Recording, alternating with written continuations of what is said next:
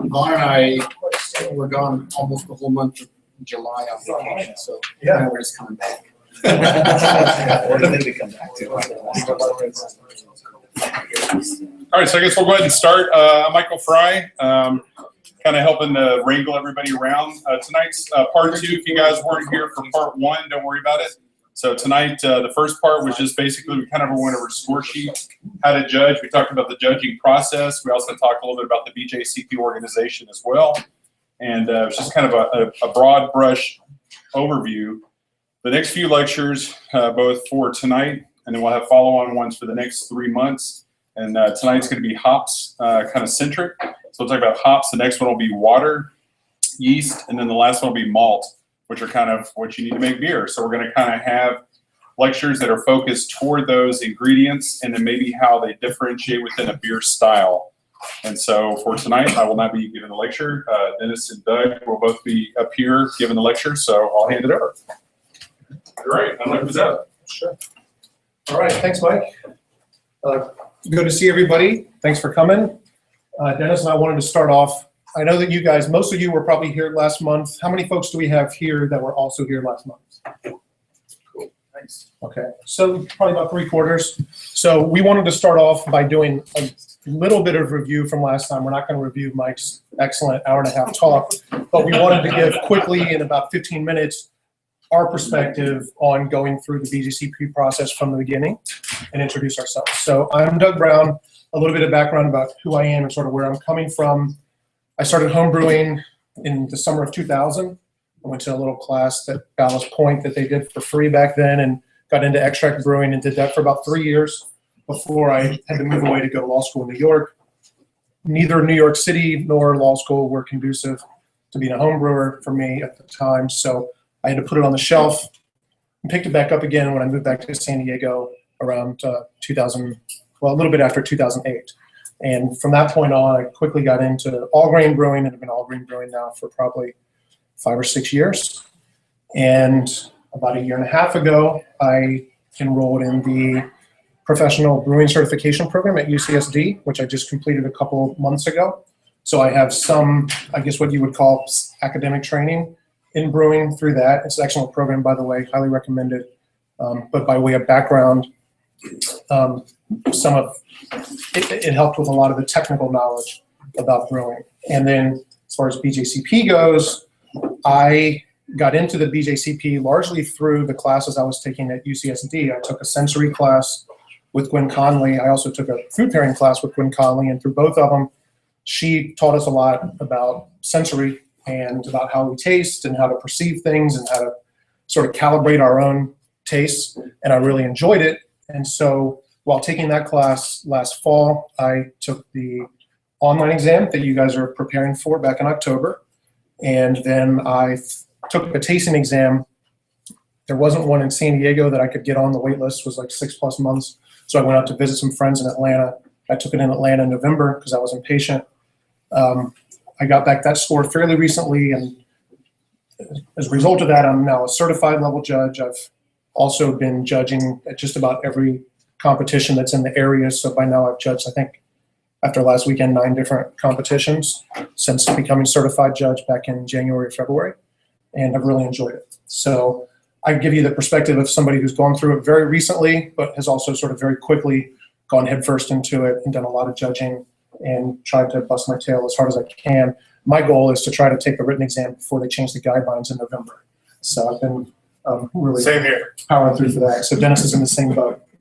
As far as takeaways from me for the process, you guys are at the beginning, and I think it's important to keep in mind what we're trying to do as judges, what we're trying to do when we judge beer for a homebrew competition. And I think as BJCP trained judges, there's really 3 things that we're trying to do when we pick up a beer at a competition, and 3 things we should be training for. And the first of those, and this is kind of in descending order of importance, you could say. The first of those is you're trying to analyze and assess a beer for how much it strikes a style target. And sometimes I think people that aren't familiar with beer judging, or maybe not with wine judging or other kinds of food judging, they wonder, well, how do you judge a beer? Isn't it just kind of personal preference? And the response to that is, it really isn't. It's about style targets. And these style targets are intended to make the brewing process as objective, the judging process as objective as possible. They're not intended to have everybody make the same boring beer. It's not intended to say, well, if you make a beer that doesn't fit a style, it's not worthy of an award, it's a bad beer. That's not the point. The point of it is to say, for people that want to compete, this is an objective target that the brewer's trying to hit. So as a judge, the first and probably foremost thing that we're doing is assessing how closely the beer strikes that target.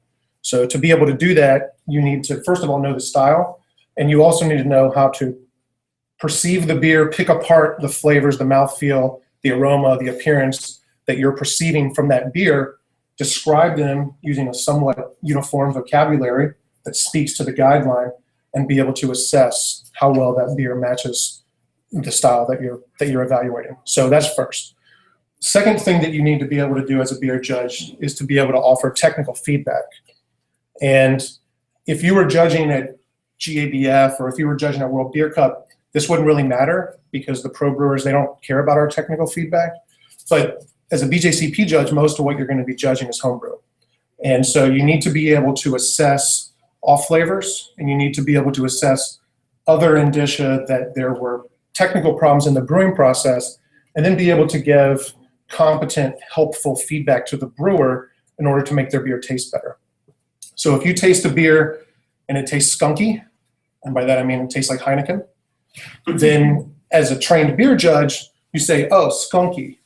Okay, that means the beer's light struck. That means that light came into contact with isomerized alpha acids from the hops, and as a result of that, the brewer probably was either using clear or green bottles, or maybe the brewer had their beer in a glass carboy that was in the sunlight for too long, or something, so that you can offer that brewer some advice of, hey, next time, try to make sure that after your boil, you minimize all light exposure to your beer, use brown glass, use opaque tubing, etc. So a lot of what you're going to be learning today and through other classes is going to be technical information about the brewing process. As a judge, you don't have to be a brewer, but you have to know how to brew so that you can offer competent technical feedback. And then the third thing we're doing as judges is the obvious one. We're trying to give out hardware. And I don't have much to say about that because it's kind of obvious, but using the style and being as objective as you can and using your ability to pick out technical flaws in the beer, you can then assign a score that's as objective as possible. And through your work and the other judges that you're working with, you can assess what were the best beers out of the flight. So. All right, that's really good. I'm definitely not gonna have as much to say as Doug. My name's Dennis Daly. I fell into a brew it yourself store back in Fort Collins in 2002, 2003 as an excuse to get free beer. And fell in love with it ever since. Through that process, that company, that job, they actually taught me how to homebrew.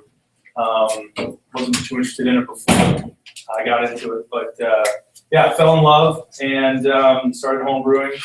Kind of fell out of it. I think a lot of us do for a few years. Life gets in the way, but eventually I picked it back up in 2012, 2013, and found BJCP and realized that I can go somewhere and people put beer in front of me and drink it for free. So I thought that was really cool. But once I started getting into the judging process, absolutely fell in love with it. Found the styles just incredible. Didn't know there was that many beers available out there. And yeah, so I got took a test in 2013, I believe, online test. It was number 1031. Number were you remember? G1342.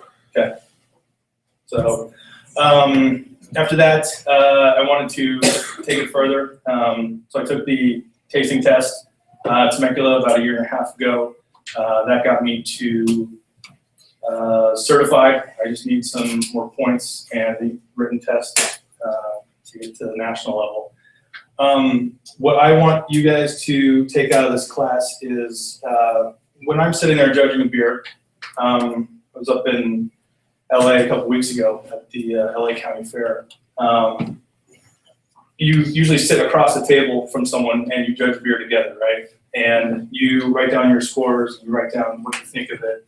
The guy next to me who was judging, we were doing IPAs, He was, I don't know, early 50s maybe, and he's writing down, one or two sentences. I just turned to him and said, "Hey, man, why?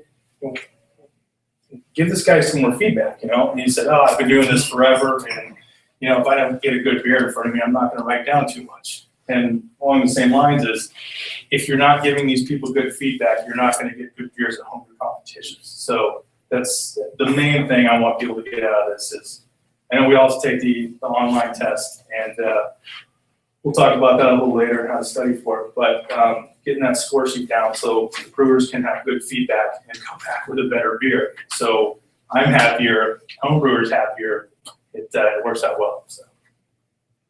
So that's all I got. We'll start talking about. Jump into there. You? Oh, I want Beer? Start with the overview. Yeah, it's an overview of Okay. the online test. Of the online test. Or Oh, judging. Okay. Okay, so for the online test, there's various different kinds of questions. You're going to get 200 questions, and you're going to have 60 minutes to answer it. And it's open book or open internet, which helps. But if you do the math with 200 questions in 60 seconds, you don't have a lot of time. I think it averages out to like 17 seconds a question. So if you go into that thing not really knowing what you're doing, you're going to get to about question 50 and you're going to run out of time. And you don't need to get 100% to pass the exam, but you need to get past question number 50.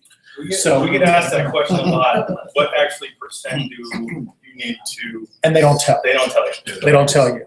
I'd be surprised if I did better than 50 or 60. I thought I bombed it too. I thought I Maybe bombed it. 50%, So I probably passed by one question, is what it felt like. But you can sort of strategize going into the exam with your knowledge. You're not going to have the style guidelines memorized. We're trying to do that for the written exam now, but you don't need to mess with that. But if you learn some heuristics and some patterns in the guidelines, it'll help you eliminate wrong answers really easily. And if you know the technical process, you know where off flavors come from, I'd say probably 15 or 20% of your questions are going to be about off flavors or technical aspects of brewing. And if you know that stuff well, then you don't have to look anything up. And those will take forever to look up anyway. You're going to get, I think it's around 10% of your questions are just about BJCP rules, about how you accumulate points or the ethics of being a judge or how you run a competition. The BJCP has a short document on their webpage that describes that stuff. And if you read that document and just become familiar with the process, or if you've ever stewarded or even judged as an apprentice, then actually you wouldn't be eligible to be an apprentice, but as a novice in the old scheme, Right. then you'll know that stuff. So what you want to get yourself to a point where when you're taking the exam, you can answer everything off the top of your head, except for some of the style questions that you have to look up. Some of the style questions, hopefully you know, if they're styles that you've brewed or styles you really enjoy drinking or styles that you've studied. But you're not going to know all of them. You're guaranteed. We're not allowed to like copy the exam questions and give them to friends, so I'm not doing that. But I can guarantee you're going to get at least one question about the differences between Northern and Southern English Brown, because for whatever reason, like everybody seems to get about 5 questions about that. So if you're not super nuanced in the difference between Northern and Southern English Brown, maybe study that one in particular, but also you can look those up. But you've brewed a lot of American pales, you've brewed IPAs, you love drinking American stouts, you can answer those off the top of your head. So you want to get yourself to a point where maybe you're only needing to look up 20 or 25% of the things, and then you've got your guidelines open on your browser and you hit Control F as fast as you can to search. But what percentage of those questions do you think you had on the online test? To style comparisons and contrasting? My memory is that about half of the questions, or 40% of the questions, related to style in some way, and a number of them were comparisons. They'll sometimes say, which of these is a characteristic of style A that's not a characteristic of style B? Or they'll say, which of these are characteristics of styles A and B?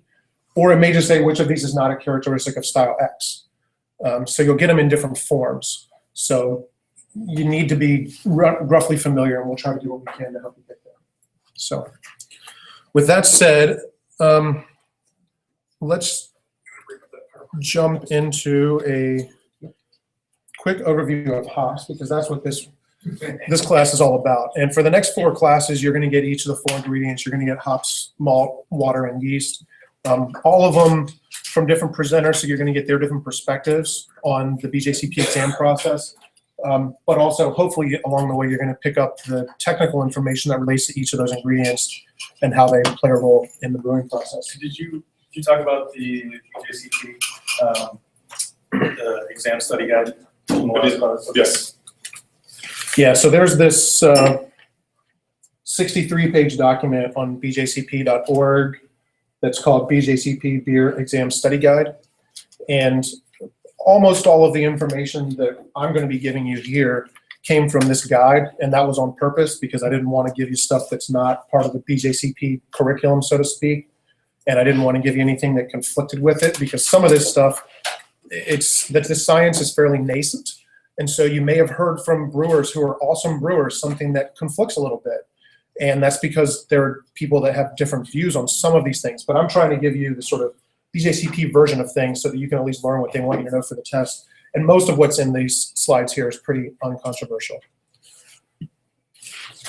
All right, so the anatomy of a hop and different forms of hops. And these things are not going to be tested. So the ins and outs of it aren't that important, but it can help you form an intuition about hops if you have an idea sort of what's going on.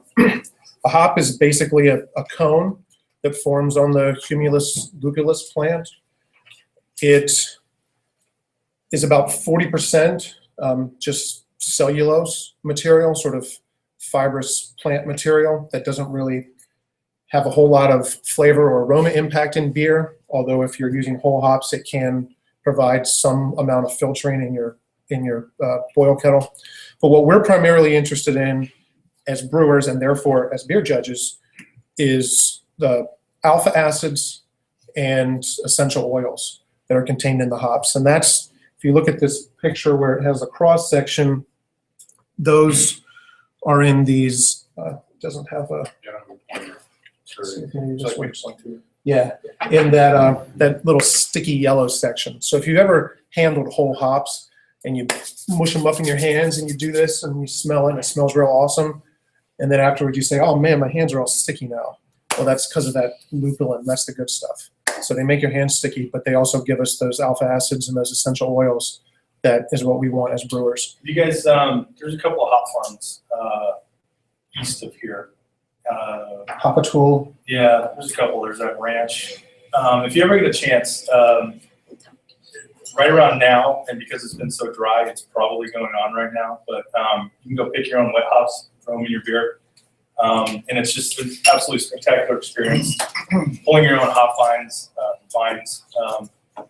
off of the wires that they have them on, and then pick them when you get home with a beer and throwing them in whatever you brew. It's a great experience and completely different than what we get in the stores around. Yeah, I think we had somebody at the last meeting that talked about that. Were you guys at the last Quaff, the hop growers? Who was that?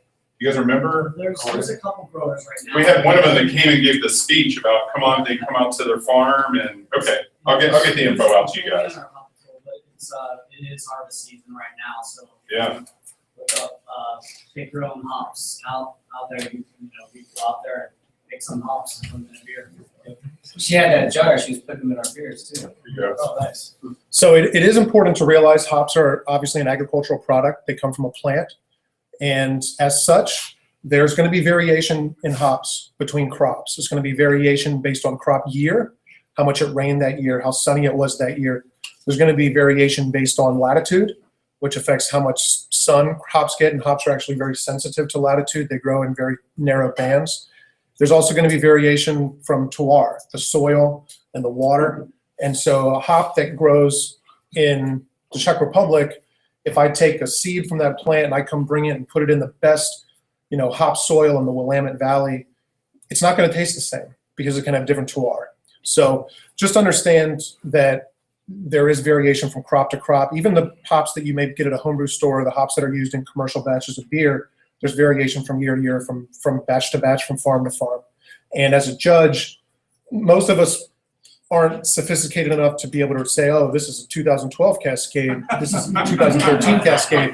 But it can sometimes cause problems if somebody's using ingredients that weren't the best to start with. I did meet a lady though at a little beer cup a few years ago.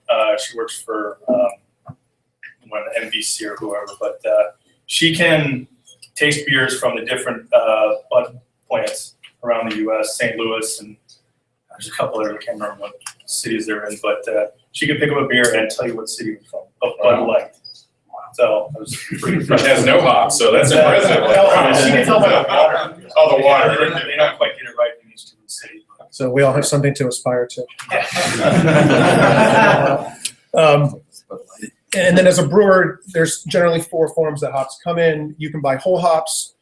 These would be dried out. This is what Sierra Nevada does, for instance. If you get them right after harvest, which is starting right around now and runs usually through September or early October, those hops that are very fresh, you can use those in a wet hopped beer. And so those will typically be brewed in October, November. You'll see wet hop beers come on market around December or January.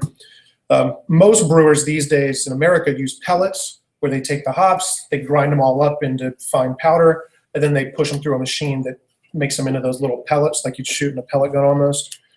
Hop plugs, where they take whole hops that have been compressed into a bale, and they'll make a box out of hops all pushed together, and then they take a metal circle that can do a core sample, and you push that metal circle into the bale, and you pull it out, and now you've got a core of hops, and you'll take that hops and they'll flake off like a half ounce, and so you'll get a circle that looks like a plug that might be anywhere between 1 inch and ½ inch thick. You don't see those as much anymore. Those were common more like 15 years ago. And then lastly, something that's becoming more popular, although it's still not so much with homebrewers, is hop extracts. And this new fresh hop series from Sierra Nevada, they've figured how to extract the essential oils from hops and use that in a beer. For a long time, there's been isomerized alpha acid extracts that you can buy that are processed from hops that contribute bitterness. And as homebrewers, you can buy these things. On tasting exam I took in March, one of the beers that we had was one that had hop extract put in it, and the dosage was wacky, and the beer tasted crazy. So I only mention this so that you're just kind of aware. Don't take for granted when you're judging a beer where the ingredients came from or where their hops came from, because you don't know. They might have used wet hops. They might have used an extract oil. They might have used pellets. So don't make assumptions you don't know. Primary contributions of hops. And anyone who's brewed is familiar with this. Hops primarily contribute 3 things: bitterness, flavor, and aroma. The bitterness comes from isomerized alpha acids. There's 3 primary alpha acids in the hop: humulone, cohumulone, and adhumulone. That's not going to be tested on the BJCP 101 exam, but I mention that because those different alpha acids, when they're isomerized to be isohumulone, isocohumulone, and isoadhumulone, they contribute different kinds of bitterness. And so bitterness is not all the same. You can have a beer that has a smooth bitterness. You can have a beer that has a raggedy bitterness. A lot of people think that isocohumulone contributes sort of a raggedy bitterness. And that's why a hop like Chinook that has a high content to that has kind of a rougher bitterness, whereas some other hops that people prize for their low cohumulone may have a smoother bitterness. So as a judge, you may sometimes just comment that a beer has a bitterness, but you may also want to describe the quality of that bitterness, and that likely comes from the hop. If you were going to give feedback on that, you might suggest that they use a hop with a lower cohumulone content as their bittering hop. Flavor and aroma are both derived from, hop flavor and hop aroma are both derived from the essential oils. And what's crazy about these essential oils is if you look at the weight of a hop, these essential oils are less than 1%. They're about 0.5% of the weight of that hop. And yet, when you pick up a beautiful double IPA and you smell it, that really intense, powerful, very distinct aroma that you're getting is coming from those essential oils. And the science, our understanding of these essential oils as brewers or as scientists or as humans is really very, very limited. We've scratched the surface. Thus far, most of the research on this has taken place in the last 15 to 20 years.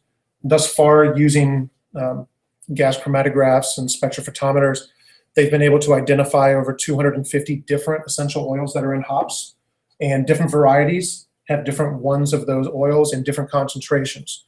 So certain oils may overlap from one hop to another, but 2 different hop varieties are not going to have the same makeup of essential oils, and that's what gives them their distinct characteristics. And as the science of this is evolving, one thing that they're learning is that as humans, our ability to perceive these oils varies dramatically from person to person. And of these 250 hop oils, I'm going from memory from Stan Hieronymus's hops book, but I think that he indicated that most of us can only perceive about 70 to 80 of those 250 plus. And the 70 or 80 that I can perceive is almost like my fingerprint, in the sense that I'd be hard to find another person on earth who's going to pick up the same 70 or 80 without picking up the other. So each of us has sort of almost a unique set of essential oils that we can perceive that other people can't. So we're all beautiful, unique snowflakes, but it also sometimes makes evaluating beer a pain in the ass, because what I taste or smell is literally not what hardly anyone else tastes or smell, because we all genetically are picking up different essential oils. And compounding this, there's some essential oils that are perceived different ways. There's one, I don't remember the name of it, I think it starts with an L, that some people perceive as tropical and other people perceive as kind of catty, like a urine box, a cat litter box. And even crazier is that as they've sort of done evaluations of how people perceive this hop, they found that there's statistical significant correlation based on gender. That this particular essential oil, about 75% of women that perceive it as catty, whereas an almost equal number of men that perceive it as tropical. And they don't know why. It's the men are from Mars, women are Venus, or something like that. But the point of this is to really drive home to you as future beer judges that we're all good tasters, but we all have different tastes. And that doesn't mean we all like different things. That means that we all literally perceive different things. And it's sort of like that whole, when you're in middle school and you say, oh, what if what I see is red is what you see is blue, but we both call it red because we have grown up that way. That's not real. That's not right. But when it comes to taste and aroma, it is. When it comes to taste and aroma, it really is the case that we're perceiving things differently. Give you guys an example. Everybody's had the Enjoy By from Stone. Everybody enjoys that beer, probably. By the date, yes. Yeah, before the day. I think the last one was 4th of July. I hate that beer. It tastes like burnt rubber to me. And I don't know exactly which hop they're using there, but I can't stand this stuff. So that was in. Because they change it up. They did. There was the 7.4, and then one that came out in May, I believe. So they've been cutting that hop back, but I still get it. I'm the same way. 2 sips and then done. Right? So we have a similar There you go. profile. I don't know what Dennis is talking about, because Enjoy By is an awesome beer. Think about pulling his card. But no, same thing. There's a hop, I think it's Galena, that is in one of the Green Flash double IPAs. That to me, it tastes like the beer got into an onion patch. I mean, it's just onions in a blender. And it's important as judges to know our sensitivities to these things. If there's particular hops that we're just like, man, that hop's gross to me, because you're going to encounter beers as a judge. I'm going to encounter beers that have Galena hop in it. And before I say this beer is garbage, I need to recognize, oh, it's that oniony character. This must just have Galena in it. I'm weird about Galena. So it's not that this is a bad beer. It's just that I have a weird perception of some kind of oil that's in that hop, and then talk with my co-judge about how they're perceiving it and sort of take away that personal angle. Yeah, we had a question. Yeah, I was wondering what caddy is. Caddy is, you're going to find out when we pass around this grunion in a bit. You on a cat? Been around a cat? Cat box. Cat box. Cat Yeah, box. letterbox. So what's different than a cat stone? We don't Yeah. get for a couple days. Yeah. Caddy is a nice way of saying that is urine litter box. Yeah. But I love it. Yeah, caddy beers are. My mom once, she said, this tastes like cat piss. Everybody else knows. Maybe that's what you're talking about. And you're like, oh, it That's tastes why- tropical, and then you say that's because you're a woman, I'm a man. No, it wasn't very tropical. I think it was citrus. Yeah, so that's. So it's a similar topic, you know, what do you do when you know, like, you said you don't like the Galena hops? What do you know, or what do you do when you know you don't, that you're not gonna get a good taste with this? Can you either opt out of judging that beer, or? You won't So- know that hop is in there. Yeah, you won't know, but what I encourage you to do is to learn your own particularities, learn your own picadillos, if you will. And that way now, when I perceive that oniony character, I know, oh, that's not an off flavor. That's something I get from certain hops. And so when I perceive a beer that has that in it, I know that's not a flaw in the brewing. I know that's not a recipe I would make, but I know that that's just an ingredient that was used that I have a weird sensitivity to. And that way I'm able, because when you judge a beer, you're going to have somebody you're judging with. And that way I'm able to say to them, hey, how are you perceiving this? And sort of neutralize my negative impression of that oniony thing, if that's what it was. I was going to say real quick, McKellar, they may still be out there, but McKellar made these single hop smash beers, and they had all the hops. They had like Columbus, Citra, Centennial. So you could buy, I think they had like 17 different varieties. So if you ever want to try to get those, they still out there? There's a society does that with Bachelor. Okay. They have Bachelor and then Oh, Bachelorette, single hop, which is yeah. a lager with Czech sauce. So they go through like anytime they release Bachelor, it's always Okay. a different. Yeah, so keep an eye out. Definitely try those. It's a lot of fun. And along these lines, there's a lot of judges, not a lot, but there are quite a few judges who are blind to the taste of acetaldehyde or like diacetyl. Yeah, so I could get a butter bomb, and the judge sitting across from me is completely blind to it. So it's kind of why you get two judges for judge beers. Yeah. Yeah, I was gonna just mention something, the same thing, like people that are blind, but they can still notice sensitivity or slickness to their roof of their mouth or whatever. Do you think it's important to actually explain, you know, in the written score sheet, hey, I'm curious to know if there's galena in this because I have sensitivity, and actually explain that? That's it's important to leave it off and just stick with it. Yeah, you don't usually want to play the sort of guess the recipe game with the brewer. What I would do in that situation is I would say something like picking up a moderately intense oniony character from the hops and then put in parentheses, maybe like, I often get this from galena or something like that, to just sort of signal to the brewer, here's what I got, but I also sort of recognize that I have this sensitivity, so treat this information as you will. But you don't want the brewer to think, because if you've entered a beer in a homebrew competition and you get back that score and it says 37 and you're like, screw that, this beer was totally a 47. And because your beer is awesome, everything, you know, everything that comes out is just, you know, God's gift to the brewing world. And as you're reading the comments, it says, oh, don't use so much galena hop. And you're like, I didn't even use galena hop, you dumb judge. You don't know anything. And that's what the brewer's going to think. So try to find those blind spots. They're going to be difficult to find, but you got to find them if you want to be a good judge. Yeah, and as Dennis says, these spots apply to all flavors as well as hop oils. They can apply to malts. They can apply to yeast character. So this is a sort of universal piece of advice of learn your own palate.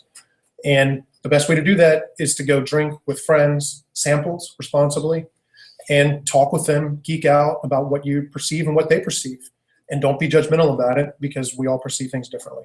So that really is. You can go actually find essential oils and hops where you can actually go either. I know that's obviously just the aroma, but places where you can kind of like without having to search down all different styles, you know.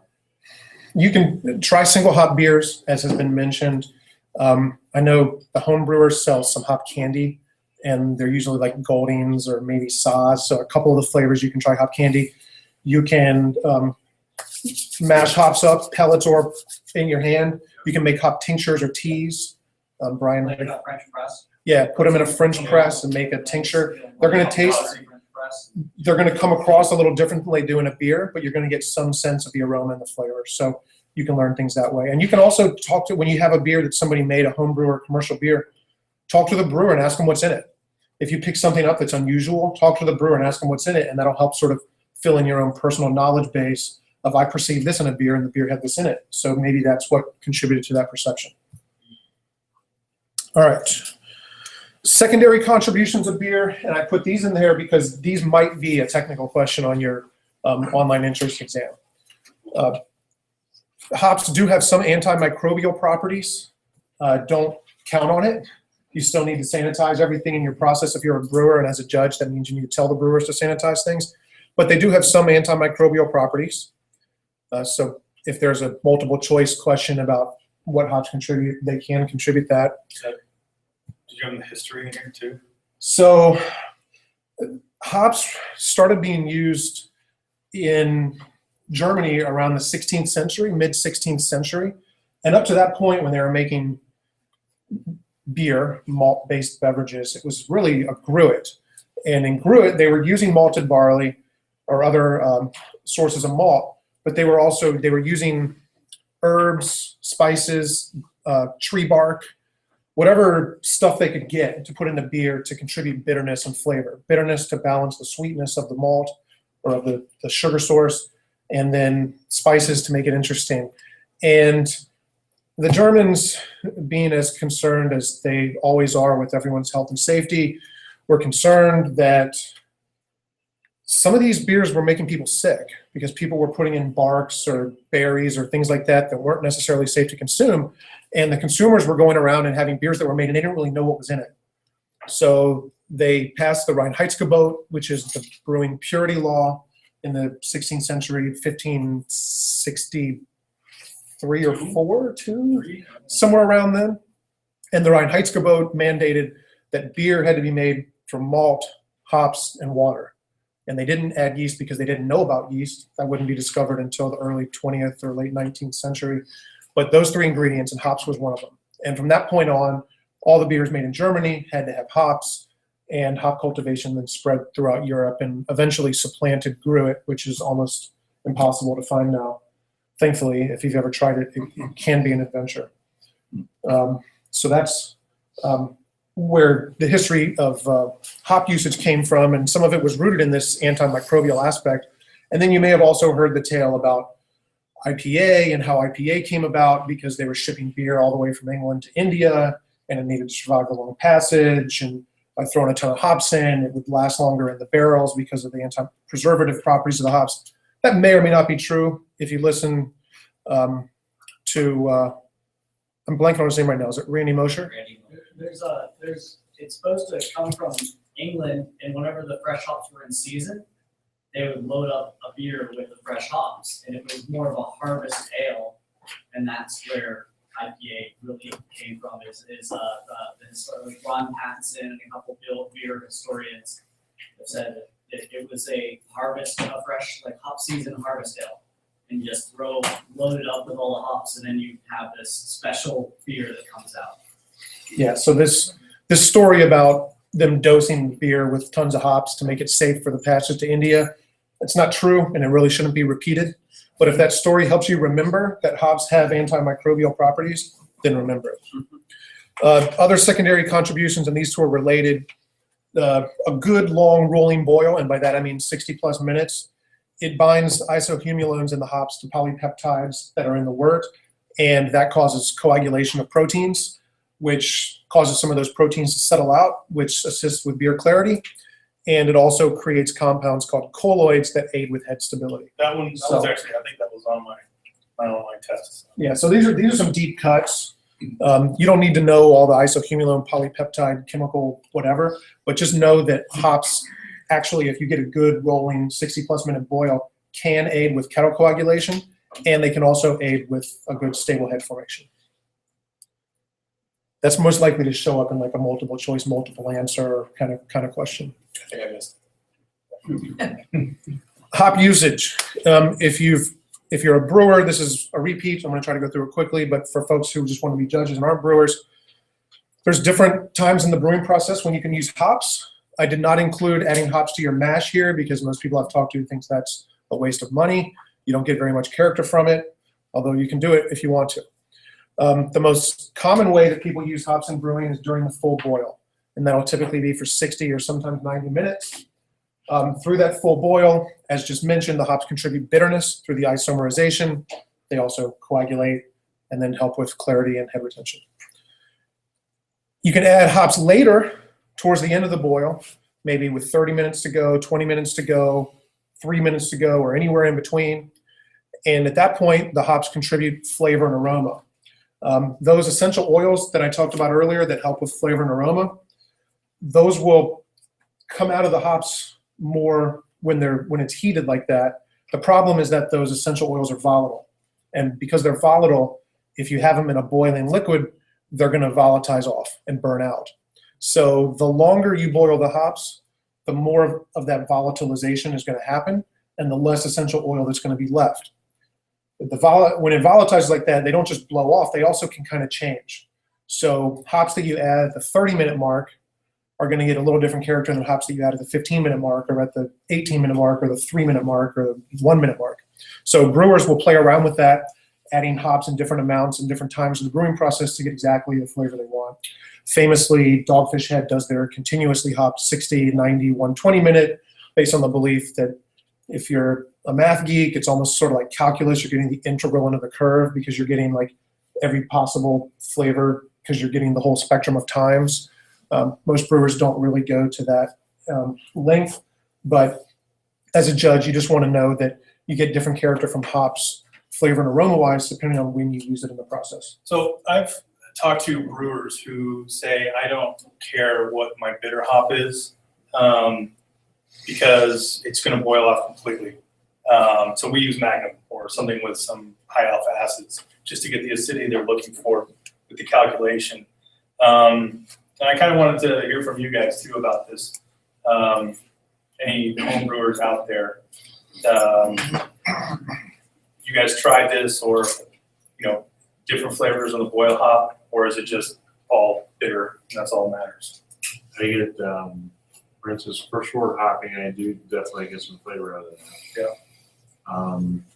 I've tried different bittering. I did just 60-minute additions in German beers, and I use Holler Tower. I get kind of like a harshness thing. If I use Pearl, it's nice and clean. So I get different things. Same. I brewed I think my favorite is my Nugget Nectar clone, and I've tried it per the recipe, and then I've tried it with just Magnums to get the same, with the same alpha acids. And I couldn't tell the difference, but very good choice. I did the same thing. I high alpha acid, low curcumin, bittering hop, like Warrior or Magnum, and that's my bittering charge. Anything that I want flavor out of, it's like 10 minutes or later. Right. Flame out. So I think the scientists would generally answer that different hops are going to have different constituent alpha acids, maybe the cumulone, co-cumulone, and agcumulone, and they're going to have those in different ratios. And because when those are isomerized, they create different kinds of bitterness, that hops that have different co-cumulone levels, for instance, may give you a different kind of bitterness. And the case of Holler Tower was, I think, stuff I was using was 4.5% alpha acid. That's pretty low for a bitter hop. Yeah, it was probably a lot more mass. Yeah, I think the lager house, you just have to dump in a lot more the total mass, and they're all down around 3 to 4 to 5 maybe. And the beer didn't really, so it was a lager. There was not much to hide any kind of harsh hop character. So I definitely noticed it more. There's definitely a difference between bittering with Saaz, for instance, and bittering with Magnum, but the Magnum gives you a very clean bittering, and then you can do anything you want to it later, I think. Doug, really quickly, I know you were talking about the co-cumulone, those other ketones, right, that turn into the alpha acids. But I never noticed at any of the stores that they actually describe and break down the alpha acid content as those particulars. So they don't really share that information. You have to look that up somehow. So you can get that information from a lot of the hop growers or the hop suppliers. If you go to hopunion.com, they have a hop chart on their website, and I know their hop chart includes at least the co-cumulone percentage because that's something that I look up. I don't know if you're going to get the cumulone and the adcumulone, and there's also beta acids, which we're not going into. Their role is even less understood, but you can find that data online. Maybe on the ASBC kind of network. It's because it changes every year. You grow hops this year. No, but like an average. Yeah, you'll get a range. They'll tell you the co-cumulone ranges from 14 to 18%. That's more of a curiosity thing. If people are interested in the essential oils you're talking about, like the main essential oils, you can find charts online and hop data online that has like a pie chart. And it'll say like pinene and limonene, or it'll have the sliders and what they are. If it's like a lemon flavor or a pine thing, essential oil, they will have that online if you probably look on the hop. looking that one up though, yes, it tells you this type of intensity here and here, but I can't tell how intense that really is kind of thing. That was my only problem. It's a bit of With that chart. science, but at least it's like, hey, these are the existing things that they're calling out for different things. And those are compiled by, they'll poll a number of people and ask them to assess what they pick up. And then the words that are used the most frequently will be the ones that they'll show with the highest intensity. I think So it's like I think they're trained, it's a sensory panel. Just panel, It's right. It's like a blind triangle sensory panel where no one knows, and they, write down this data and they figure out, okay, well, everyone's getting pine from this one, so it has high piney.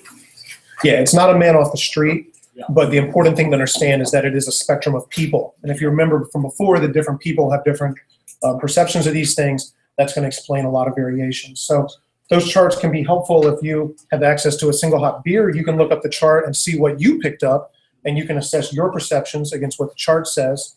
And over time, if you've noticed that consistently certain things on the chart you have a blind spot to, or certain things on the chart you're particularly attuned to, again, that sort of becomes part of your personal database of how you perceive things. Is caddy off that chart?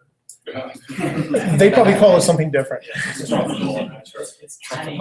Dank is not on that chart either, but when you talk with your friends, you can use that one. 3 other ways people use hops. Whirlpool refers to the process of adding hops at the end of the boil. Some people will call this flame out.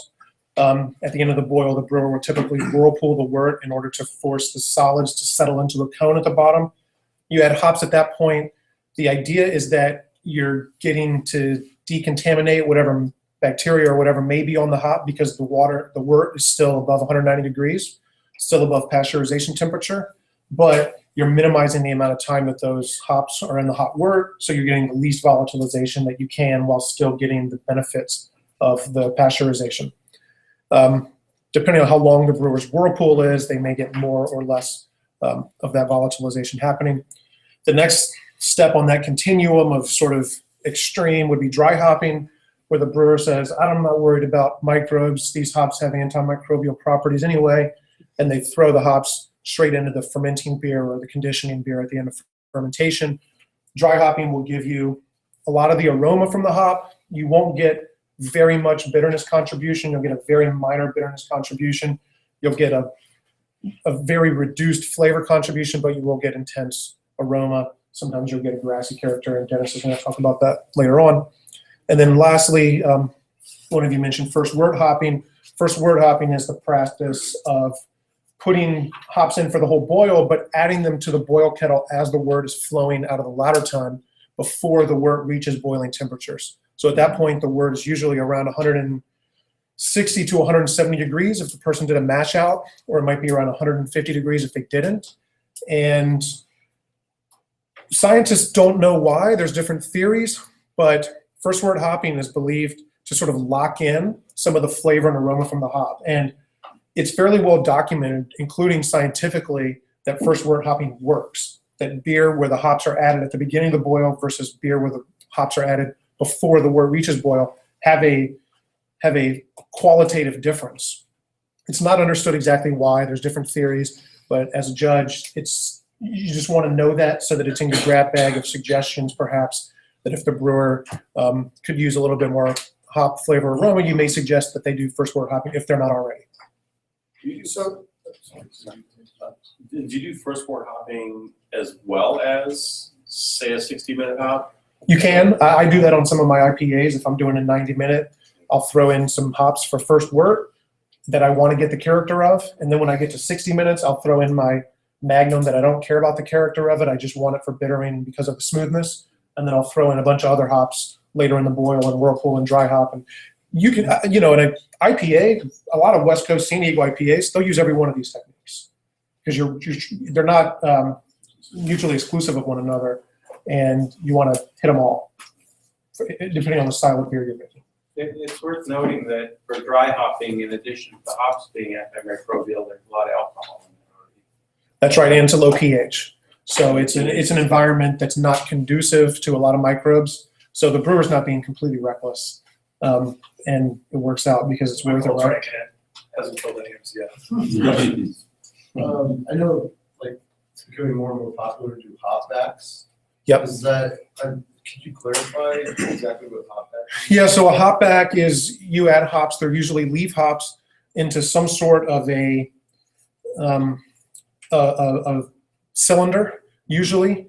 And as you're pumping your hot wort at the end, after flame out, after you've stopped the boil, you push that hot wort through this vessel that's packed with hops. And so the hot wort is running through the hops, usually whole hops, and picking up character from doing that. And the temperature is usually it's before you go to your plate chiller or before you do your chilling.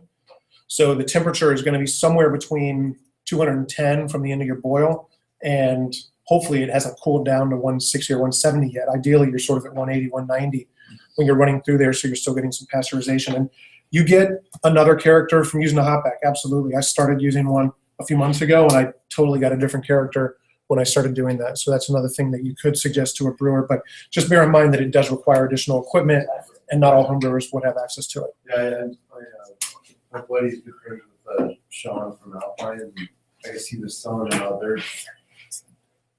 they're trying to do, they're building one at Green Flash right now. It's supposed to be as high as the giant Fermin is to meet that.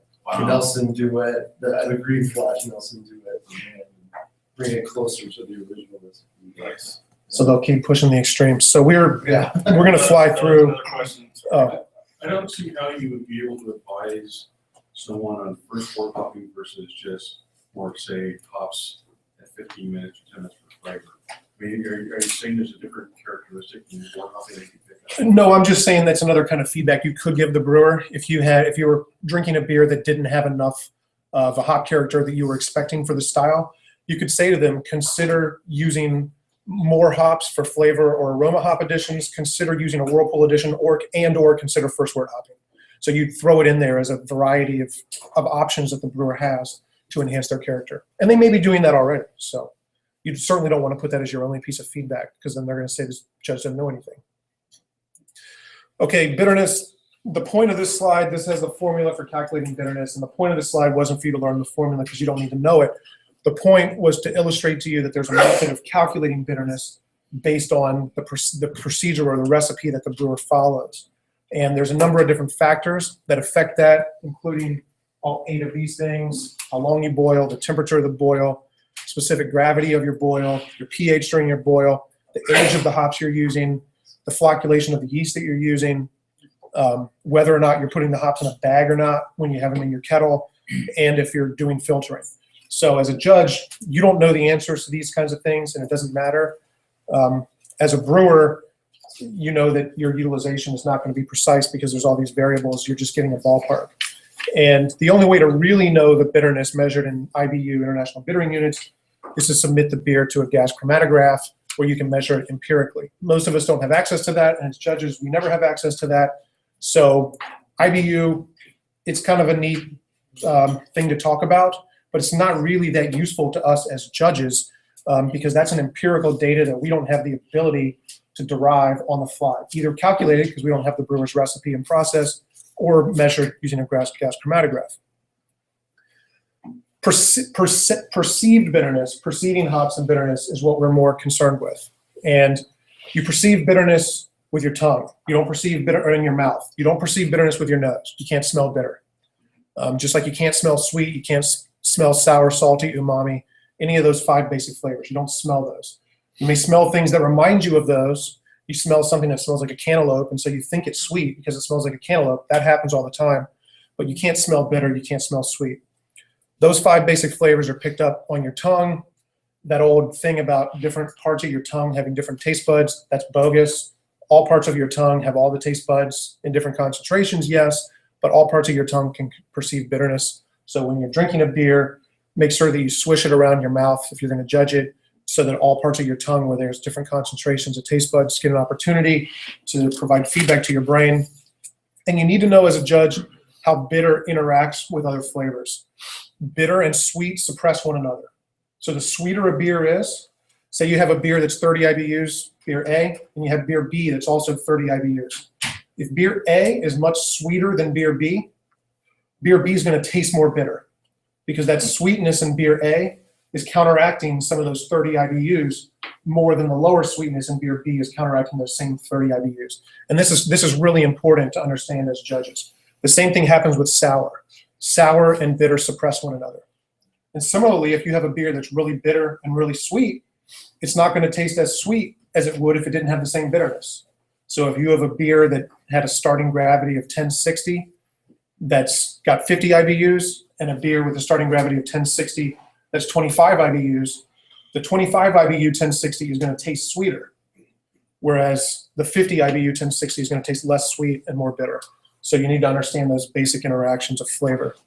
And then that gets into perceived versus actual bitterness. Hopefully through those examples, you understand how two beers with the same empirical bitterness, the same IBUs, could be perceived very differently by the same judge based on how sweet the beers are. And that's the BU to GU, bittering unit to gravity unit ratio. And you can think about that if that's helpful. But just understand that IBU is only one piece of the puzzle.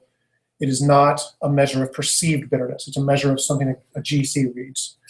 Also, water can impact your perceived bitterness. And if you add a lot of gypsum or sulfate, gypsum is calcium sulfate, if you add a lot of that to your beer, it's going to increase the perception of bitterness versus if you have, and that's if you've ever heard of the water from Burton-on-Trent, that famous Burtonized water, that water is very high in sulfate.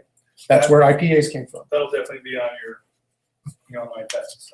So understand that the water can also impact your perception of bitterness in your beer. So a 30 IBU beer that's got 200 parts per million of sulfate and a 30 IBU beer that's got 20 parts per million of sulfate, that 200 ppm sulfate beer is going to taste significantly bitter, more bitter than that 21. As somebody who's played around with that at home, I can tell you not only will it affect the quantity of bitterness, but it's also going to affect the quality of the bitterness. That one with the high sulfate is going to be almost like a razor blade on your mouth.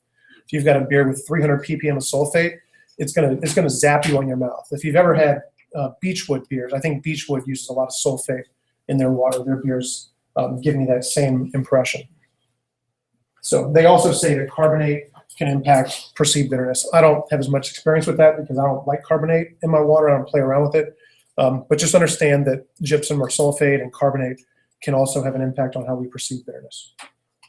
And I think this is my last slide. Yes, it is. And as a result, I skipped it. But perceiving hops and aroma. Important thing to know here is obviously you smell with your nose, but you sort of smell two different ways. One is called orthonasal, which is when you put the beer right up to your nose and you take a whiff and it goes straight in your nostrils. The other is retronasal, and that's through this passage that runs up and connects our mouth and throats to our nose. And you know about that if you've ever used a neti pot or seen somebody laugh so hard that their milk comes out of their nose. When you swallow beer, you get a retronasal effect. And a lot of what you think you're tasting with beer when you put it in your mouth and it warms up and you swallow it, you're actually really smelling. You're tasting that sweet, sour, salty, bitter umami, but just about everything else, if it's strawberry or plum or caramel or whatever, you're really getting that retronasally, and it's your nose that's picking that up. And with hops, that's super critical because obviously aroma is such an important part. And there's a lot of things that affect that. We've already talked about genetics. That's the human person-to-person difference. Human condition and health. If you've got a cold, you're not going to be a good beer judge that day. And if you were just in a room that was full of ammonia, that ammonia burns out the receptors in your nose, and it's going to take a while for them to heal, and you're not going to be a good judge that day. Or you're at least going to have a much reduced sensitivity to aroma. Temperature, as beer warms, we have a better ability to perceive these aromas. So beer that's ice cold will smell very different than beer that's warmed up to 55 degrees. And as judges, it frequently helps for that beer to be a little warmer. You don't want it ice cold. Psychology. I want to touch on that though. When you're judging a beer though, I like to leave half a line or maybe a full line at the bottom of each different category. And as that beer warms, as it's sitting on the table, you can come back to, the smell, the mouthfeel. You can come back to all these things. And as a home brewer myself, I do appreciate that input where as it warms, I get more of this or less of this kind of thing. So it's a huge perception thing. And that's a great tip for your tasting exam too. Yeah, so to leave some space because you score points with the grader, but more importantly, you're just being a more effective judge and you're giving better feedback to the brewer by being able to talk about, how the aroma changes as the beer warms. Psychology, this is what I was referring to earlier, where you may smell something that smells like strawberry, and so then you think it's sweet. because your brain associates strawberries with sweetness, and our brains are full of these kinds of associations. And so it's important to do the best that you can to sort of check that and try to be really honest with what it is that you're picking up, and have a conscious understanding that I don't smell sour. The smell's lemony, so that must be why I think it smells sour, but I don't have the ability to smell sour because that's a taste bud thing.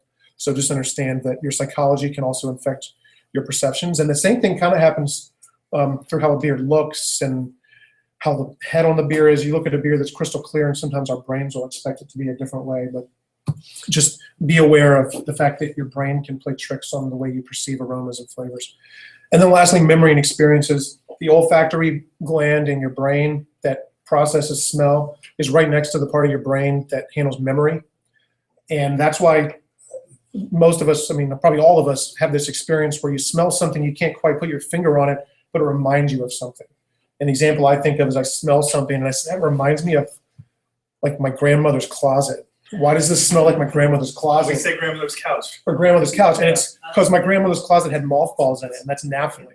And I don't know exactly what naphthalene is because I was born in the 70s and nobody uses naphthalene if you're born after that. But my grandmother used naphthalene, and so that association, when I smell something, I'm like, oh, grandmother's closet must be mothballs. And you know, we've all had these experiences with things that you've tasted, or liquor that you may have gotten sick on in college, or different things where you have a memory that's just so strongly associated with the smell that when you get that smell, it zaps you. So again, just know yourself, know those memories, and know when that memory is triggered, what it is that you're picking up. So, and that's actually a good lead into the vocabulary sheet that you have in front of you. Saying something like it smells like my grandmother's closet is really good for you, but it doesn't give the info back to the brewer. So this is actually a really good list of vocab that we like to use when we're judging beers.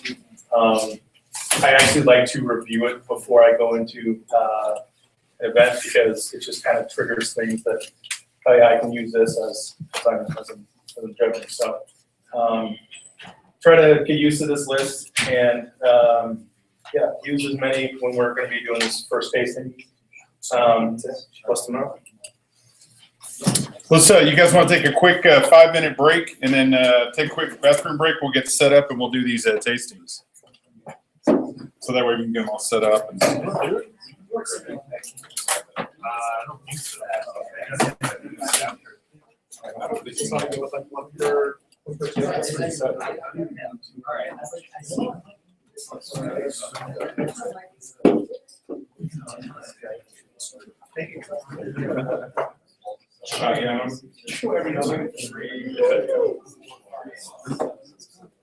we go every other. yeah, there you go. Yeah, although if we're going to go through the checklist, the second thing on the checklist is to watch the angle of the color so that you're. This is Calvert. This was, I did the IPA tasting. Scotch.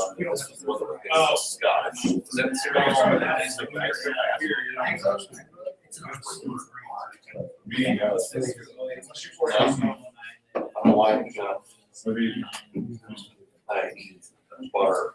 Yeah. So I have this. Yeah, it's overbearing to me, like the hop is Yeah.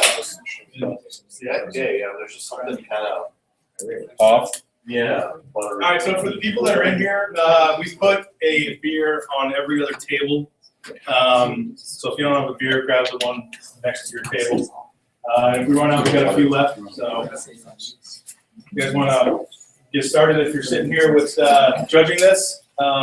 Yeah, sorry about that. So we just got it done by 8. So we got like 20 minutes. No, you're good. We got 20 minutes. Let's see. I need to get through these beers. I didn't anticipate the process sort of back and forth.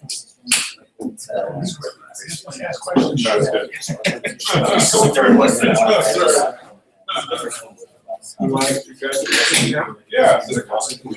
Patty, right? No, just pay for it. Yeah. We can distribute the others as well, just so they're distributed during the break. We ask people to start with the onion, but like, since they're not on ice anyway, like save us a couple minutes. No, Oh, yeah. Or while they're doing their judging. Or I guess we can, that's how it's What's that? I think so. Actually. I get a lot of cash. Well, they- I think so. Yeah, because those are the two that I'm usually. That's why you're looking at like. That's what was in the one. So they were like, oh,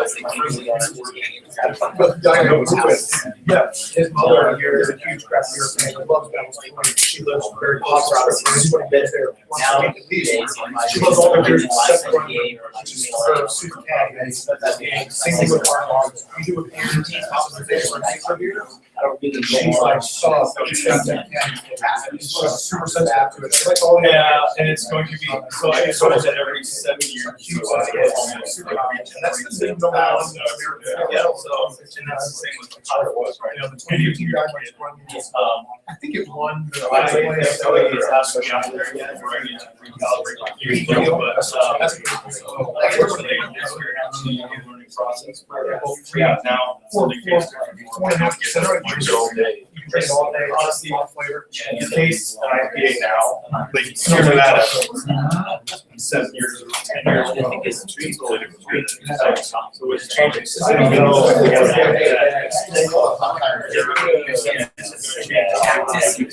Whatever new beer that we're.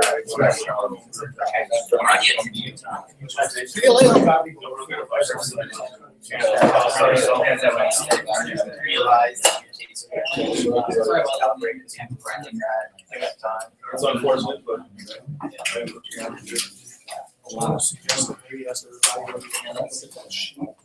Check off the list. You want to talk about, what did you talk about on the score sheet last time? I actually went through everything in the score sheet. We talked about the sections, got them out. What I had to do for mine is I had to fill them out for the calibration. So they really much time on like, you know, sort of like, we walked through the first one. We're like, hey, was everybody good? I kind of wrote some notes. And then, Send this to Dom or super so they, it's called out, but it's good. I guess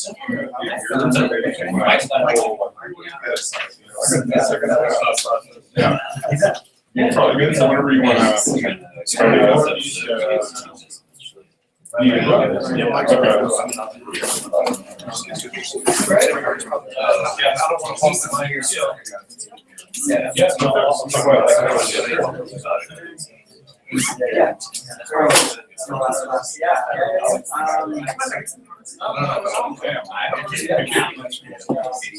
while we're waiting, anybody else need a BJCP book? They're $10. We had them printed up. You guys are good. You didn't book? You got one? All right, and looks like everybody's back at this point. We have cans of Grunion at every other table, so if you don't have one at your table, look to the people in front of you or behind you to grab a beer. We got a few extras here too, so if you're running a little low, let me know. What I'd like you guys to do, obviously, hopefully you were here last month when we did this. But the vocab sheet, I'd like you guys to use as many as you can there. You can check them off, you can write them down. And if there are any flavors on the right-hand side that you notice from all flavors or correct flavors, it's always nice to underline those when you're judging. I don't know if we'll do a full judge on these ones because we gotta get through another beer after this. But, So you're just reading this across, right? yeah. So if you just pick one thing, then you're gonna say. So it's a type of intent from nothing. It's like the standard. That's the bar. Oh, so it's not like it's settled, then you say that. So your hops, the type of characteristics. Okay, I was thinking that was like, so all. Yeah, I have it in an Excel spreadsheet. Oh, that makes sense, Excel and that all makes that sense, stuff. right on. It's not better, but. Awesome, thank you. So we got a couple, so for those that are viewing, we're doing Gruen, so if you guys grab a Gruen beer, those are. Grunion, Same thing, Gruen. It's a fish.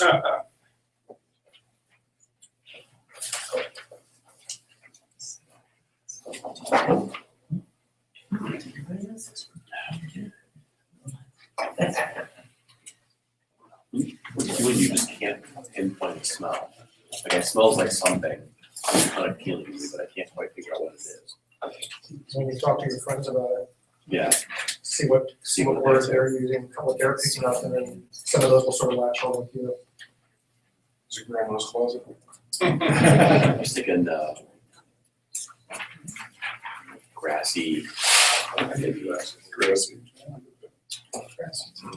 Another trick, if you're, especially with a beer like this, it's really aromatic and your nose is just getting blown out, you smell your sleeve.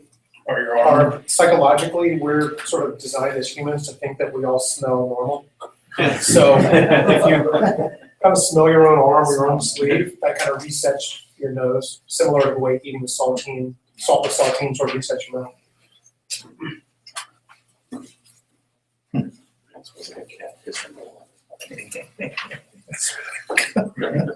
Psychology, Yeah. Stop. I was at Bruce. Oh, really? Of course, yeah. She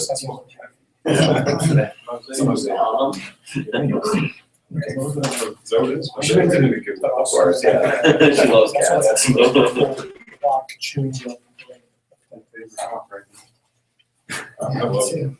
Definitely now, Nelson.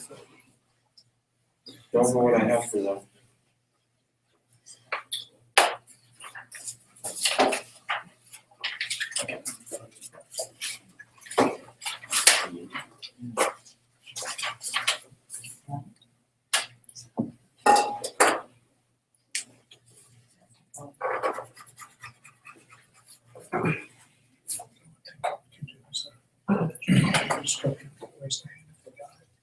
They perceive it, it's almost like a pole. Okay. Sort of. It's one of those frame wheels. Yeah. Give people different things, but it's sort of a way to say it. Whoever gets the most wins. Whichever characteristic is most That's what it is. Right, check it out for what you're eating. It's like judging a fair. Yep. Or judging the HC finals with a check sheet. Oh, yeah. I hate that thing. It makes me feel like.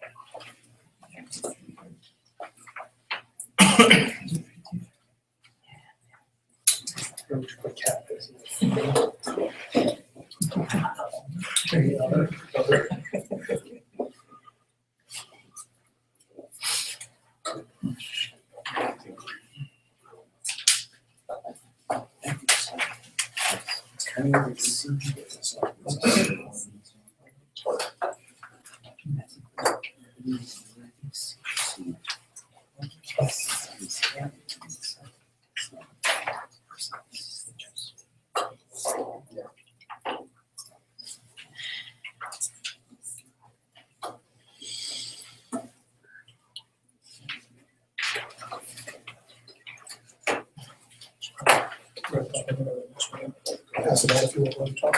Yeah, sure.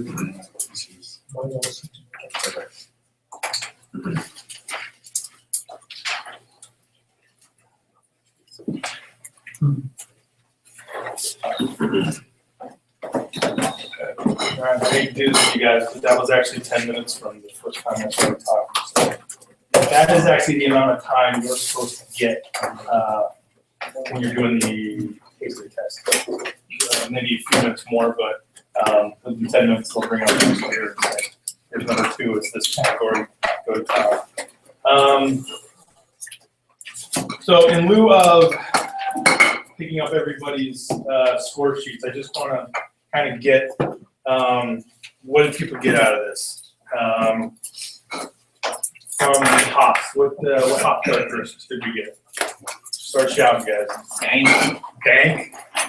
That's a tough one because how do you define dank? High school. I think. A bowl I smoked last weekend, yeah. Pine, okay, a little bit of pine in there. Some grass, orange, some grass, some citrus, a little bit of floral. Hair. What's that? Hair. Hair, huh? Yeah. So, okay, grapes too. I thought that was kind of interesting. I'm getting grapes.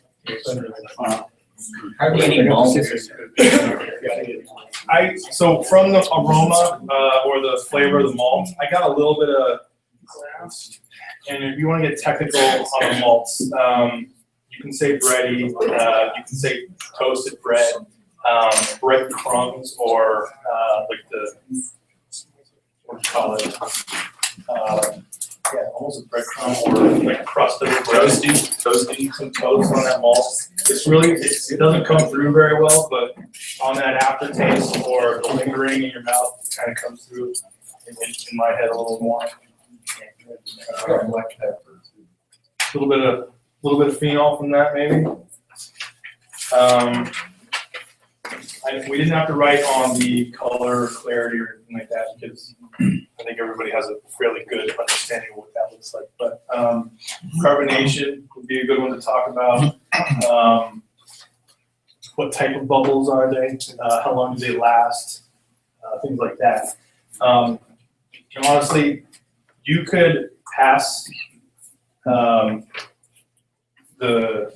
tasting exam if you just wrote everything under aroma. If you said something about the malt, the hops, the esters, and other aromatics, you would do okay for each of those categories. Say something about every single one of those things. You guys are as descriptive as possible. You could not know the style, you could be off from the judges, but if you could write something about each one of those, it'll help your score a lot.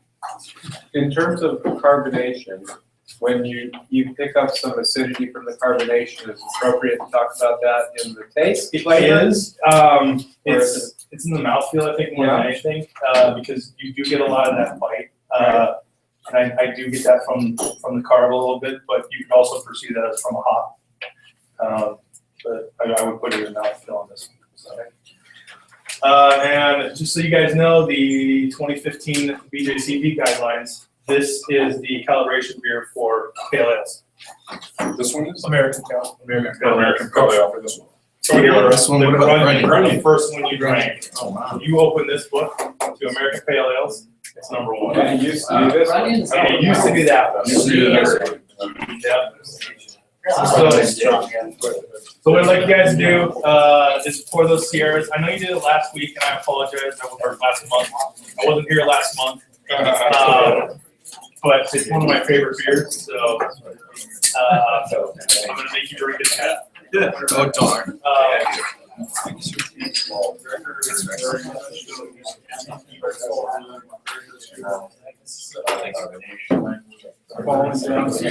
And you got even less time to judge this one because you did it last month, so 5 minutes.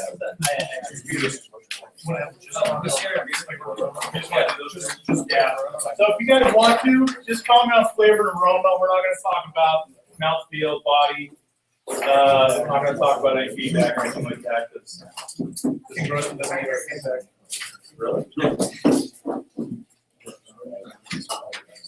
So we're gonna judge, make sure all the judges get the beer. Please.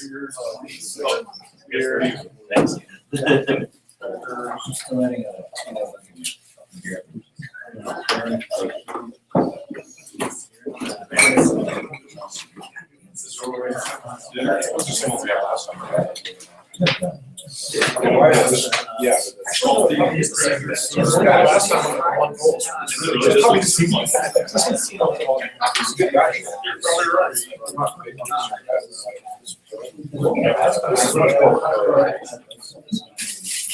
Just to get more of a novelty. It's a little more bitter. It's a hard thing to understand. It's not quite like that either. It's more bitter.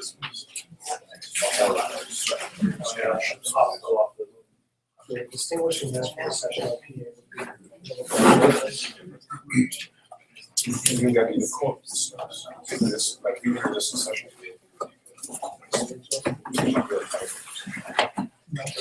Yeah.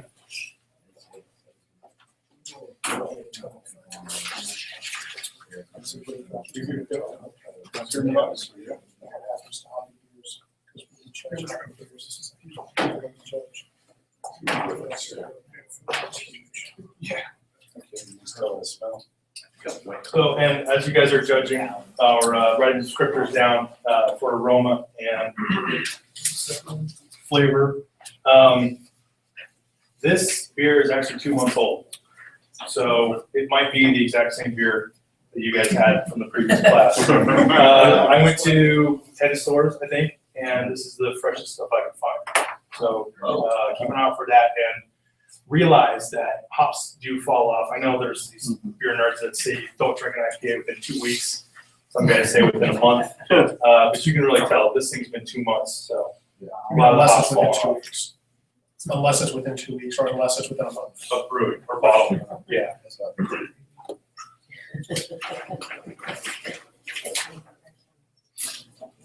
Yeah, we remember how to read the bottle. It's the last class Tuesday. Oh, yeah. So this one is easy. Dallas is hard. Yeah, there's the other one I had, the California Commons a little hard. It was like this alphabet slash numbers. It did the Julian, and then it had the alphabet for the years. And then, yeah, it's pretty crazy. I went online to look it up, and I forgot to put it on the website that you can find them all. There's like a site you go to, some guys keeps track of it, and it's like beerdata.com or something. It's got them all, right? And it's fun. It's not like we're gonna sit around like doing beers and divide it. We're gonna get Yeah, I forgot what it was. I find myself doing it all the time now. Yeah, I didn't have it. So how many times do you guys go to somewhere and try something and smell it, taste it, and have someone at the other table sitting there laughing at you? So my wife's gotten pretty sick of that. I try not to do it too often anymore, but I do it in my head all the time. But I just had someone totally just block me a can of beer the other day. I was like, I need to internalize. Yeah, but we can all be free with our beer loving. We won't judge you. It happens to us all. Yeah. But you know, you'll get some beers. That's right. Portland last weekend, 10 brewers, like 2 days before around, it's like everybody was.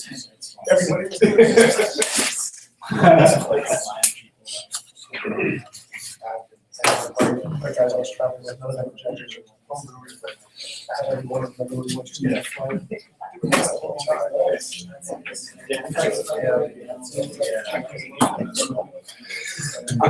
didn't touch lots of fish.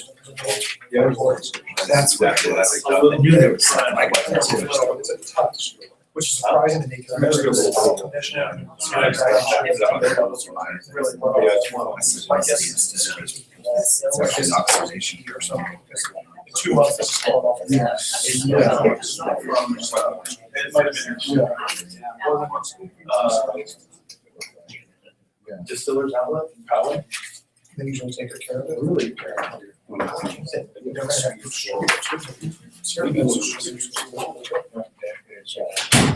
So, all right, guys, that was 5 minutes. Interested to hear some feedback on what we smelled or what we tasted. It's like floral. Floral. Caramel. Yeah, there's a lot of caramel in that malt. Absolutely.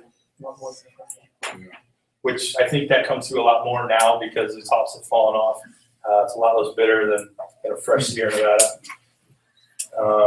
You know that because that you're telling us like the code somewhere or something? Yeah, the bottle date will be on there. You can kind of know when it was bottled. On these, I think it's only on the box. Okay. But it'll tell you. No, it's on It's there. on there. Yeah, on the back. Okay. Package not on the package. Yeah. 16 or Yeah. something. So almost 2 month old beer. I like this. I get this. I get a little bready, but I think that caramel comes through a lot more. If you were saying intense, but yeah, it's there absolutely. Not much. I mean, we got a little floral. We got a little citrus, maybe a little bit of grass. See the taste. I mean, one point that comes out from these two beers, how many people think, do folks generally think, I mean, you're generally familiar with an American Pale Ale, a lot of them. How many folks think that Grunion that we just had is an excellent American Pale Ale? In what way that represents a pale ale or that it's? Yeah, it's a really excellent example of an American Pale Ale, of what an American Pale Ale should be. So more than half the class. And how many people think that this Sierra Nevada is an excellent example of an American Pale Ale? And they're not mutually exclusive. I see a lot of folks with hands up on both questions, including me. Yeah. And yet, if these two beers were side by side, you're totally gonna know the difference. They're not the same. The Sierra Nevada's got more caramel. The Grunion had a more intense hop character, but the hop character was a totally different nature than the Sierra Nevada. But these are both excellent American Pale Ales. The Grunion is the top example in the 2015 guidelines. The Sierra Nevada was the top example in the 2008 guidelines. It's now third. It's now third. Yeah, it almost seems like this has gone like an amber now. I mean, It just could how be because everything it's is 2 months going. old. And you may Well, prefer one to the other. You may say if I'm in a bar, I'd rather order a Grunion or I'd rather order a Sierra Nevada. But they're both classic, consummate examples of the style. And so as a judge, you need to put that personal bias aside. And when a beer comes along that's commensurate with one of these, whether it's the one that you think is the ultimate or the one that you think is not the ultimate, you need to put that personal bias aside and you say this is still, because the guidelines are not, it's not a target of one beer. It's not that you're trying to replicate this beer. You're trying to hit a style, and that style is a window. And the window ranges for this style, going off memory, from I think medium to high intensity hop. And it ranges from malt from I think almost none to medium. And that's a pretty wide range. So this Sierra Nevada may be in the medium level of malt or medium low, where the Grunion was very low. On hops, the Grunion I'd say is intense and moderately high. And this pale ale that's 2 months old might be a medium. But they're both within the style. And this is actually a pretty tight category compared to, fruit beers or stouts or porters. They can go from nothing to everything. So I just have a general question about this, considering that there's more and more craft breweries, there's a lot more competition commercially.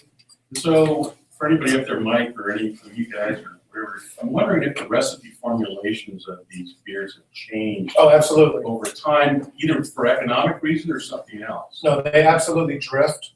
Certain breweries do it more than others, but they're open about this too. And as a brewer, the marketplace expects you to put out a repeatable product. They want something that's going to taste consistent, and that's very hard to do as a brewer, but the marketplace demands it. But a lot of brewers will tell you that over the course of months or years, they will gradually shift their recipe because they notice the marketplace tastes have changed. And Stone is a great example of this, where their Stone Pale and the Stone IPA sort of drifted, and then they, I think, maybe got frustrated with the drift, and they said, screw it, 2.0, because the drift was still not enough to sort of keep the pale ale relevant in the sense of the rapidly changing consumers' tastes. So I noticed that Stone IPA early on almost tasted almost malt licorice, and now I think it's better. But I'm just wondering if people have done this for economic reasons. Well, if you just use a little less hops, save a few bucks. Yeah. I wouldn't go that far. I think it's more to our Most of tastes. the changes, frankly, are probably making the beer more expensive to make than less expensive to make, given the way that people's preferences. So Part of maybe volume. differentiate yourself among other. But to make it more marketable. Yeah. You mean like free-range availability of hops? certain hops. Talking to Vinny at NHC, he was saying that one thing they've done to make wine a little more feasible economically is they've switched over to a hop extract. So I mean, a lot more beer, you're using just hop. Yeah, techniques, It has to do with the availability of the hop too, right? Yeah. And, but when you're Russian River, you get shit to put it. Yeah. For economic reasons. Sculpin is a great example of this. Everybody loves Sculpin. Sculpin is San Diego's darling IPA. It does 60% of Ballast Point's production now is Sculpin. Sculpin came bust on the scene, I think it was either 07 or 08, won that gold medal at GABF, and everybody wanted it.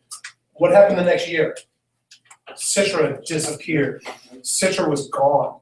And the folks at Ballast Point had to change their recipe because they couldn't get Citra. And they've since changed it again. But Sculpin is a beer that there's at least 3 iterations of. Not just in terms of quantities or subtle changes in malt bill, but the specific hops that are used have changed at least twice because of that citrus shortage that happened the year after Sculpin blew up. And as a brewer, you got to contract out for a hop like Citra sometimes more than 2 years in advance. You can't anticipate that your beer is going to win a gold medal at GABF and your demand is going to multiply by a order of magnitude. So you didn't order enough, and now you got to deal with it. So that's another reason why the recipes can change. So I don't mean to cut it short, but we're gonna have to boogie out because White Labs is closed. So is there any last minute questions you guys have? Please ask right now before we gotta get out of here. Can you guys email out those slides? Yeah, those are really good. Sure. My question is more of the technical. When we're tasting an older beer like this, you can taste that it's a little bit older. You notice, like, well, maybe because we know the hop heritage is supposed to be there before.